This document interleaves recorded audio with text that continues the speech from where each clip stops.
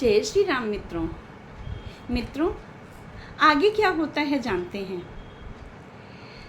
दशरथ जी ने जब ये पत्रिका पढ़ी तो उसी समय भरत जी ने, मैंने पिछली उसमें बताया कि भरत जी ने पूछा पाती कहाँ से आई, तो दशरथ जी ने कहा जो तुमने सुना वह सच्चा है बेटा, दो जो तुम सुनकर आए वह समाचार सब सच्चा है।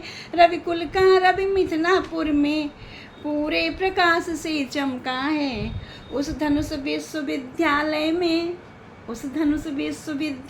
में उत्तीर्ण हमारा ही बल है।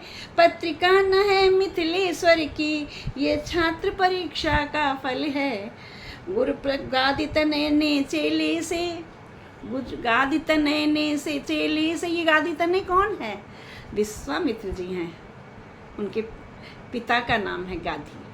तो गुरु गादित ने चेले से शिव धनुष नहीं तुड़वाया है। ऋषि शिक्षा में कितना बल है, ऋषि शिक्षा में कितना बल है, यह दुनिया को दिखलाया है। आ सके न इससे राम यहाँ, आ सके न इससे राम यहाँ, बंद रहे कड़े बंधन में है। श्री विश्वामित्र महामुनि के अब तक वे अनुशासन में हैं। मित्रों, बार बार अनुशासन सिखाया जा रहा है। अनुशासन जो हम आज अपने बच्चों को दे नहीं पा रहे हैं। तो दशरथ जी ने बताया भरत को कि ऐसा किया है, लेकिन वो आ नहीं सकते, वे परिणय सीता के साथ नहीं कर सकते जब तक मैं आदेश नहीं दूंगा।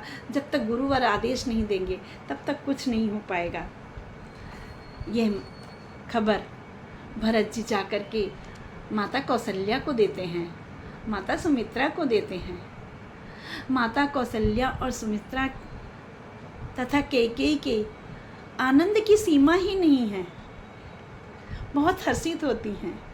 दोनों एक दूसरे से कहती हैं, कैकेयी कहती है, दीदी अब तो हम सास बन जाएंगे और सास का सुख भोगेंगे, और फिर उसके पश्चात क्या होगा? उसके पश्चात हम दादी बन जाएंगे। तत्पश्चात दशरथ जी भी यही कहते हैं, अरे क्या केवल तुम ही लोग दादी बनोगी, मैं भी तो दादाजी बन जाऊंगा। और माता कैकेयी कहती हैं, हाँ क्यों नहीं, अब तो हमारे घर में फिर से किलकारियाँ गूंजेंगी। लेकिन चलो हम इस समय को बातों में न व्यर्थ करें, चलिए वशिष्ठ मुनि से राय लें, वशिष्ठ मुनि से शुभ मुहूर्त निकलवाएं। और इस प्रकार से राजा दशरथ ने वशिष्ठ मुनि को बुलवाया और उनको ये संदेश सुनाया और कहा कि चलिए हम लोग शीघ्र ही शुभ मुहूर्त निकलवाकर बारात लेकर चलते हैं। विश्वामित्र ने कहा कि ये तो जो अभी जिस मुहूर्त में पत्रिका आई है वे बहुत शुभ मुहूर्त में पत्रिका आई है। यह आर्यावर्त की दो महान हस्तियों का मिलन हो रहा है। आर्यावर्त की दो महान हस्तियां कौन हैं? मिथिलापुर और अयोध्या, राजा जनक और राजा दशरथ। क्योंकि पहले बोला है ना कि ये दोनों इतने महान थे कि देवलोक में भी जाकर के सभाओं में उपस्थित होते थे, इसलिए महान कहा गया है। और मेरे अनुसार इन दोनों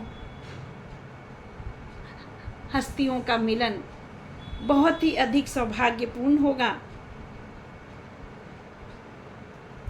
राजा दशरथ ने कहा, देवव्रत मैं तुम्हें बहुत बहुत धन्यवाद देता हूँ।